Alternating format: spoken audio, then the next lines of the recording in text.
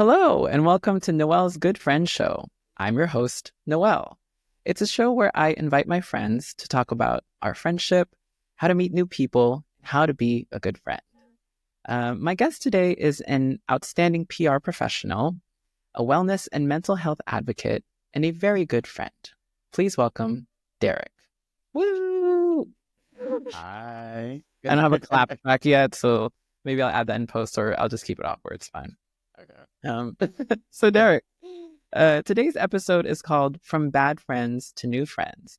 And it's a reference to this specific moment where you and I have shifted from being these friendly strangers that ran into each other here and there to being genuine friends. But before we get into all of that, can you tell the good people a little bit about yourself and what has your experience been like in making friends from when you were a kid, in your adolescence, and what it's been like more recently as an adult? Yeah. So just a little bit about me. I'm originally from Chicago and raised in Houston, Texas. And I've been in New York for about I want to say 3.5 years now. And then like Noel said, I'm a PR professional. And outside of work, I kind of just stay energized and focused by just doing some hitting the gym, playing soccer. Those are my go-to activities. And obviously just having a curious spirit that I have, just going out to different restaurants, exploring the city, and just spending time with friends. Oh. And your experience making friends? Yes. Yeah. So I would say definitely growing up with my experience making friends, I feel like it was very easy, especially in Chicago, because in my neighborhood, everybody was very close. We all went to the same school. And then I would say once I moved to Houston, it was a little bit harder for me to make friends. Just because moving from obviously when you move from Chicago to, or just moving anywhere from a state to state, it's just a little bit harder to adjust. For me, I felt like it was a little bit different. Whenever I moved from Chicago to Houston, I got a little bit of culture shock by my own people, which is very interesting to say because most of my time when I was living in Chicago, majority of my friends were Caucasian. And then definitely when I moved to Houston, I went to an elementary school right across the street from my house. Granted, it wasn't an all-black school, but most of the kids there were African American. And I was just more some culture shocked by other people, which is actually crazy to say because even when I was there, being from Chicago, I spoke very, if you would say, quote unquote, white. And I would get a lot of backlash. So people was like, "Why are you talking like that? You're so white. Are you gay? Are you homo? Just all these." Well, yes, but yeah, well, not because of that, but not because of that. You're right. So that was, I feel like that was that was interesting and kind of took a toll of how I was going to make friendships. Because I wouldn't say even the friendships that I made from Chicago to Houston, I was in elementary school. So I would say the friends that I have in elementary school, I don't talk to them. Yeah, I don't talk to anyone from elementary school like that. But I want to say as of now, from just coming from Houston to New York and making friends throughout my years, I feel like it has become a little bit harder just because you want to be able to find good quality people to spend your time with. Because I also I feel like it ties into just your mental and emotional health, and you want to be able to be around people that you can trust and just be vulnerable with and be yourself 100% and not have any type of judgment. So I would say, yes, it can be easy to make friends, but I would say the harder part is having that discernment of who you want to let into your circle. So it's kind of you can meet a lot of people, but whether or not you'd want to keep them as a friend, whether the quality of the connection of your compatibility is not always, guaranteed. Exactly. Yeah. So, between you and me, what was your first memory of you and I meeting? I'll say literally, I want to say our first just meeting or interaction. I was at Ches Alex, which is a little coffee shop down the street from us. It was I was with my friend, and I remember you were with your friend. You were with one of your friends, yes, Robert. And so I was just having conversations with my friend. I just felt I don't know, I just had this feel people were looking at me. And then I look over and then it's you and Robert. And I was like, okay, cool. Whatever. Didn't think anything of it, went on about my day. And then I want to say the next time that I did see you, for real, was at one of our mutual friends' New Year's Eve parties. It was Gavon's. And then I remember seeing you there, but then, when you're at a party and you come with certain people, you kind of just you stick with the people that you know, and then you don't really talk to other people unless you're getting a drink at the bar or like going to the restroom. And so I saw you there, but like we never really like interacted or had conversation. So, but yeah, I would say those are like my first like few memories of us like interacting or meeting each other. Let me know if my memory serves me correctly. So I do kind of remember that time at Shea Alex. Let's to clarify, I did not know it's pronounced Shea Alex. I said Ches, so it's actually pronounced Shea Alex. That's fine. Oh, dead. I mean, my friend Robert and I were always like, you know, if we're going around and we see somebody cool, we're usually like, look at each other like, he's cute. That kind of, yeah. So we probably looked at you in that capacity.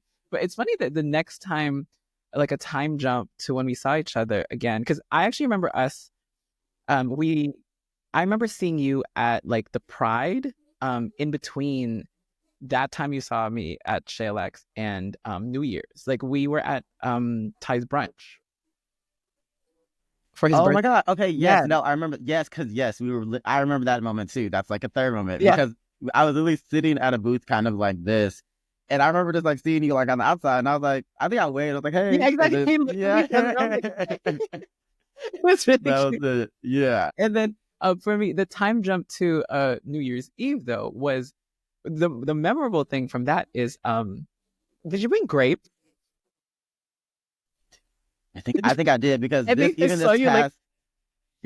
this past New Year's I did grapes. So that's more than likely I probably did bring some grapes. I distinctly remember you like shoving these grapes in your mouth.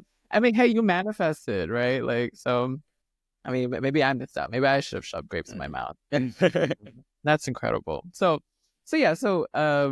we have ran into each other in these like different contexts, right? So whether that's, you know, in the neighborhood, fast forward to this moment when we started becoming friends was, we went to Ty's Third Thursday, which is this party that our friend Ty Smith throws. And then I had gone there with a friend who had to leave early. And so once he had left, I was just kind of like left to my own devices.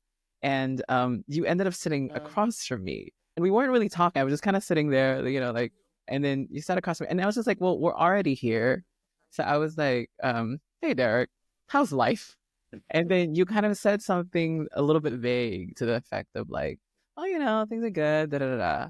And then I went into like, well, have I got a story for you? Because I have this thing when sometimes I'm dealing with something and it had just happened, and this thing had happened like the weekend before that Thursday, and so it was like fresh in my mind, and it was in that moment where I was like, I would tell anybody in earshot, frankly. Mm-hmm. And so I had told you that I was seeing this guy, and it wasn't super duper serious, but we were definitely like involved, and I had invited him to go see a friend's show, and so we went to go see that show, and then basically at the end of the night we had parted ways, and I went home with another friend because we live in the same neighborhood, and so did they. And then the next day the friend had confided in me that him and the guy that I was seeing had kissed, and I was so annoyed. And my question to you, you know, going from our interactions being whatever, saying hi from across each other at a booth, and all of a sudden confronted with this very kind of personal, vulnerable moment, like what was running through your head when I said that? Honestly, like, when you did tell me that and just like confiding in me, I was like, wow, I don't really know this person. He's like opening up and being vulnerable with me. And honestly, I really do appreciate people like that, because I want to say, like, even just like growing up, I feel like people have just come up to me, not like spilling all their secrets, but just like being open and vulnerable with me, because they feel like, you know, it's just like a safe space, like talking with me, because I feel like I give off like a nice like aura energy, like when it comes to it's just a smile. It's a smile. Yeah. But yeah, no, I really feel as if though, like, I appreciated it, and I was like, I really like foster relationships that kind of just like, you know, are built on like vulnerability and just like being honest with one another.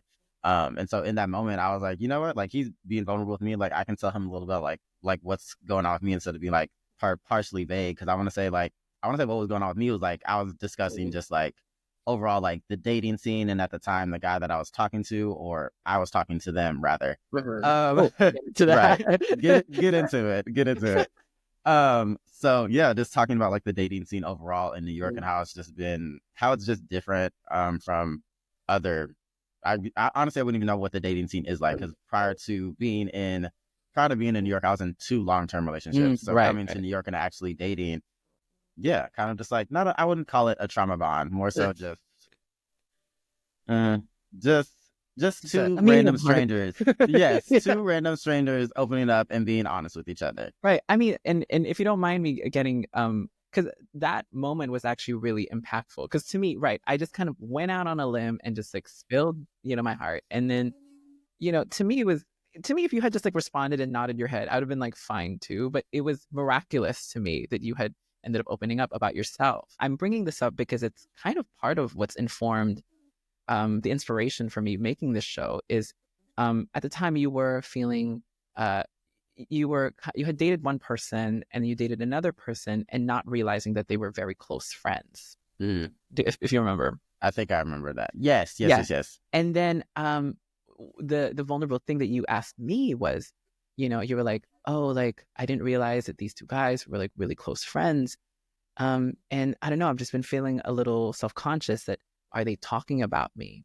And then in that moment that you asked me that, I had this like split second conversation with myself where I was like, what is the good friend thing to do? What I thought to myself was they probably had talked about it, between the two of them. And I said, we're not worried about that right now. We're not. You know what I mean? Because I think to me, that's part of being a good friend, especially in a really vulnerable moment. Like you don't need anybody making you feel like you've done something wrong. You know what I mean? You need somebody that makes you feel, at least for me, I really appreciate it when people make me feel safe to be myself, even when things get a little messy. You know what I mean? So I don't think it's right to just say everything that's on our minds at that exact moment. I think it's being able to be discerning about our own thoughts about what a friend needs in that moment. Definitely. To that, we're going to take a quick break, and but please stick around. We'll have more Noel's Good Friendship.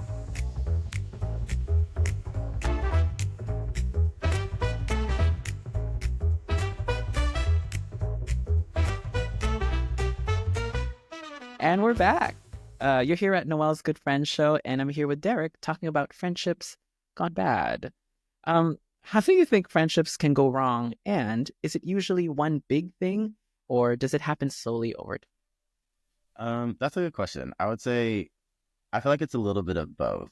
Like it can be one big thing, and then it can literally slowly happen over time because of that one big thing can be, I would say, can turn into just like multiple things, and it's like you notice like certain patterns or just certain situations or certain scenarios that can happen. But I definitely feel like that's how a friendship can go wrong, just depending on the situation. So I would say both, one big thing and slowly over time. What's a sign you've noticed that a friendship has become unhealthy? Is it something you can feel? I definitely feel like it's definitely internal. Like you have to go with your gut or just your intuition when you feel like something is becoming a little bit unhealthy, and then from there you have to have your own discernment on how you want to go about it. Like, do you want to have the conversation? Do you want to just like sit with your feelings and just like keep it bottled up? Me personally, over the years, I have kept things bottled up, and I feel like that's not very good because then you could lash out at them for something like so small, and it's like, yo, where's this coming from? Yeah. So being able to address it head on is always the best option. Do you think all friendships are meant to last, or are some friendships only for a season? That's a good question. That is a very good question, because I want to say there was this one point when I was living in Houston, me and one of my friends, we had fallen out. I can't remember what the situation was. It was one of my good girlfriends, and we didn't talk for we didn't talk for 2 years, I want to say. And I was like, this is crazy. And like, we still had mutual friends that we both would hang out with. And it's like, every now and then, like you would like want to talk to those friends about it and da da da. But then it got to the point, it was like, we're not gonna we're definitely not gonna involve like our friends and like try to play middleman or anything like that. But then like, I want to say like after the third year, I want to say she reached out to me, and then we just like, we talked, we opened up about things, and then to this day, we're still very good friends. I see her whenever I go back home to Houston, and all that. So I would say, to answer your question, to a certain extent, yes, all friendships are meant to last, but then there are certain ones that should only be for a season. Yeah. For me, how I've thought of that is, well, first of all, you never know. you never know when you enter like friendship with somebody, whether or not it's going to last for a season or it'll last the whole way through. You know what I mean? Yeah. And I think for me, I used to struggle with this idea when I fell out with friends of like, I wasted my time. Mm-hmm. You know, that's like a big frustration of mine. But I think as enough time has passed, I'm able to kind of I guess reframe my perspective on it with a couple of things. Like that time was going to pass one way or the other, right? It's Yeah. not like not having that person in my life would have somehow halted, or I would have spent that time hanging out with other better friends or whatever, Yeah. right? You can also think about it that that time frame was also, you know, the time it took you to learn a particular lesson. As time is passing, though, what I will say is I think my feelings of um, insecurity around it have been transmuting into gratitude. You know what I mean? So even in the situations and the friendships that end and I come to learn later on are really just for a season, Mm-hmm. I think I'm able to be, I think about that friend, and I think it's easy for you when you fall out with somebody to be like, oh, they were never really a good friend. You kind of like rewrite history to kind of make it Yeah. feel better that, you know, things are no longer. Yeah. But I think I can't say that when we were friends that we were not very good friends. You know, I think Yeah. that was like a very genuine, very beautiful friendship. And I think I feel that way with anybody I've fallen out with. What you were about to say? Yeah, just like looking back on things after like everything is like ended or anything, just looking back at it at hindsight, like looking at it from a bird's eye view and just like, well, this all these things like reoccurred and you know, you actually get the closure that you want. How do you handle the end of a friendship? Yeah. I definitely say like an end of a friendship is definitely like the end of it's like you treat it as a breakup in a sense. Like a You loss, know what I mean? you know, like Like a real, literally like a loss. Like yeah. you've lost someone that you've known for so long, like you shared memories with, bond what that lady said. Friendship, bonding moments. That's all the things. Real friendship. Like it's all the things. So it's literally like a loss. But like the way to deal with it or just like I feel like, you know, take your time. Like same with like in a relationship. You want to be able to grieve that loss. You know, sit with your own thoughts, like have those moments where it's like, you know what, let me do what I feel like is best for me. Like let me get back on my Zoom. Let me like do some healthcare stuff, like wellness, like take care of myself before I'm actually like I want to say just like talk, I would not saying talking shit, but it's like let me take care of my inner work before I actually like bash this person because like you know what they were my friend, I did care about them in this way, and I'm not saying like you know bash your friends once you guys Yeah, end yeah, yeah, friendship because yeah. that's like definitely not the case, but you have the right to feel like how you feel about certain Yeah. situations. Um, of the friendships you've had that have ended, are there any that you wish you hadn't? That wish hadn't ended? Hmm. I'm trying to think because I want to say like even friendships that have ended, it never really like it never. I wouldn't say it really like ended. We kind of just like stopped talking. Yeah. I would say there is one friendship that had ended for me in the past couple of years that I wish it would have ended in a different way. You have the floor. You can say what you want to say. Look into the camera and confess your feelings. But yeah, I just wish it had ended in the way that it did because I felt like it was a very I want to say it was kind of like one-sided in a sense. I don't want to give too much away, but like it felt like it was very one-sided because we had a conversation and I thought we were good, and then apparently we were not. Yeah, I hate that. I hate when you think like, you're good with somebody and you're blocked all yeah, of a sudden. Like, literally, wow. it's like I was like I'm blindsided because I was like, oh wait, like yes, there was a little rift, but I Yeah. was like I thought everything was okay. Right. Even when the person said like they could be angry and like you know they're expressing how they feel and this and that, but like once you walk away from the conversation and you like you know you apologize or just there's like a mutual understanding, you think that you know we're gonna be okay. They just need like time or space. I need time or space, time and space. So yeah, I would say yeah, there's just like probably like one or two friendships that have ended. I feel the same way. I mean, like, I think some things are a couple of things for me, and maybe this is the whatever Sagittarius in me. I don't think things always have to end well. Let me preface with, I would like for things to always end well, but that's not always the case. And I think I used Definitely to not. internalize whenever a friendship didn't end well, so to speak, that there was some sort of deficit of like I don't know, maturity or effort or something. But, there's really no easy way to say goodbye in any capacity for any kind of relationship. So, Yeah. from my end, I think more than anything, if it needs to end, it needs to end, Yeah. and whether that's nicely or not so nicely, that's kind of not always Yeah. up to us. But And literally at the end of the day, it's also like the perception of, that person can be dealing with something that you probably don't know, have no idea about, or they don't know how to handle or express their own conflict when it comes to it. So they just rather like cut ties completely. And that's perfectly fine, because that's something that person or they just need to work on, rather than it being about you. And you shouldn't, as a friend, you shouldn't feel as if though, oh, this is all my fault. Like, blah, blah. Like, no, sometimes it can be you, but then sometimes it is the other person who yeah, needs to work on themselves. And that's not for you to jump into or jump down their throat. They have to figure it out on their own. yeah. No, actually, I want to hold that for a sec. I'm gonna hold space. Give me your finger. Hold space. I tend to internalize a lot of feelings. I always feel like the end of something is somehow my fault. But yeah, I definitely have it. Well, I do have friendships that I wish hadn't ended. But yeah, some of those that the specific friendship that I'm thinking about is a great mystery to me.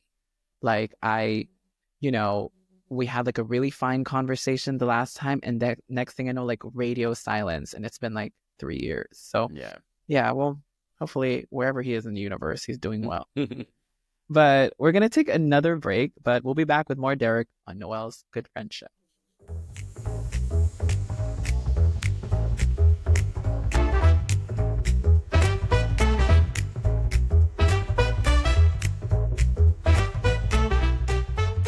Welcome back. I'm Noel, and I'm here with my good friend Derrick. Shifting gears from bad friendships, let's talk about new friends. How did your experience with a bad friend change the way you approached new friendships? I would say like the way, like the experience with a bad friend and the way I approach new friendship is just honestly still going into it with open arms, like still being yourself, being vulnerable, and whoever receives that is like meant to be there. And like I said earlier before, like it'd be for a season or they're meant to be in your life for a lifetime. So still being your 100% authentic self. 100%. I kind of giving you your flowers in this regard. Like during that time when I had confided in you at Ties Third Thursday about what I was going through with that friend, I felt really hurt. And there's a thing when somebody who I feel really close to, I feel like betrayed by or something. It makes me feel, the word that I go to is like I feel really unsafe, because if this person who I had so trusted and felt so comfortable with could do this, then who can you trust, right? Yeah. Like, and so in this like moment where I felt so vulnerable and so suspicious of people, it's one of those things like as one friendship had ended, like you were there, and it allowed me to kind of restore my faith in people, and and over time I got to know more of you, and I feel really lucky, I guess is the word, that in the wake of that, like I met you. I appreciate that, friend. Cool. How do you recognize when someone new could be a good friend for you? That's a good question. I would say I don't know. Like I feel like it honestly would take time. Like it definitely would take time, because you, like I said, like when you're starting to make a friend, you don't really know them 100% like that. So you want to give it a little bit of time, and also give the other person like a little bit of space as well to just be able to let that friendship grow. But yeah, I feel like as the time goes on, you'll be able to recognize it sooner rather than later. Like I said, intuition, gut feeling, the whole nine. And you can pray about it too. Where he is. Like yeah, to me it's like, how do you know if somebody's gonna be a good friend? You never know, right? You kind of just have to meet them, and the only way to learn whether or not you can trust somebody is to trust them and see if they're able to hold that trust. That's unfortunately the only way to know, Yeah. But one thing I had a thought about, how could you figure out if somebody's going to be a good friend for you? At least for me, obviously I was, enjoying getting to know you and being your friend. But when you started inviting me around your friends, and I realized they are also very, very kind very kind of like fun people, that's when they're like, oh, this is a good friend, Yeah. you are the company you keep, right? Like, and so Okay. I think, Exactly. the people that you surround yourself is such a reflection of what's going on inside. Yeah. Do you think it's easier to bond over shared struggles or shared joys? I would say both. I would say like the shared struggles, because that way you find something that you have in common with that person, whether that's like just something that you have in common, the shared struggle that you have in common with them. But then on from there, you don't kind of want to have like those shared struggles continuing on into the relationship. You want to be able to like resolve those struggles and then be able to find joy in like new things, like, oh, like, I started going to like just like you like starting to try new things, like, oh, like I started going to yoga, or like I'm starting to get in the gym a little bit more. So, oh yeah, like me too, like, let's go to yoga, let's do this, like, Right. let's go try out new restaurants, let's go get some drinks at a bar, like, let's go people watch. Yeah. So I love that. Yeah. What's one thing you've learned about yourself through the process of ending one friendship? I would say one thing I've learned is about myself, like, you're not a bad person. Depending on the scenario, but at the end of the day, you're not a bad person. There are evil people in the world who have probably done 10 times worse than the Howard friendship. And I would say, yeah, like, you're not a bad person. Don't beat yourself up. Don't dwell on it too much. Because at the end of the day, you know who you are, your character, and you know what you put out and give to the world. Yeah. And I would even take that a step further, that you're gonna be a villain in somebody's story. That is so true. Unfortunately. And you're like, you know what? I can be the villain. That's perfectly fine. Your villain era. Do you think if you stop being friends with someone, that will always be the case? And do you believe in friends coming back? You already kind of touched on it earlier, but Yeah. I would say, like, if a friendship has ended and you're the person who has reached out and, they aren't receptive of it, that's perfectly fine. Maybe it just needed to end. But then again, maybe like later on down the road, like someone reaches out to you and they say, like, hey, I just want to have a conversation about this and that. Granted, you did reach out to them originally, and then maybe they weren't receptive of it, which is perfectly fine. But if you are mature enough and just being able to resonate with how they're feeling, maybe they're like not going through a tough time, but maybe they just like, they had time to sit, process, and think about it all. If they're willing to come back and just have that open and honest conversation, then yeah, they can come back. But you also would need to see the improvement and change of that amended friendship. Yeah, I mean, for me, I think about it in terms of, and I meant to mention this earlier, that in terms of a friendship ending is, we think of the default of a successful or like a friendship that's worthwhile to have to last forever. And so sometimes, and I think, I know I have experienced where I have tried to keep up with a friendship, even though there's not really too much going on left there. The most loving thing you can do for someone sometimes is to let them go. Yeah. You know what I mean? If your attempts at like maintaining your guys' connection is, paining both of you, then I think, the best thing you can do is to like just let it go. Yeah, let them go and let them fly. Honestly, I'm there. Like, you know what I mean? You can still root for them. They just won't be on your team. There you go. I feel like there's a greater sports metaphor here that I can't quite reach because I don't know. But thank you so much, Derrick, for joining me today. Do you want to share your Instagram handle or any upcoming projects that you want people to look out for you? Honestly, I'm just working at a PR agency right now. So if you see my work, follow me on LinkedIn, Derrick Sanders. And then for my Instagram, it's DERRICK.X.II. And to those watching or listening at home, thank you so much for joining me today. And thank you for being a good friend. This is Noel's Good Friend Show. Till next time. Bye, guys.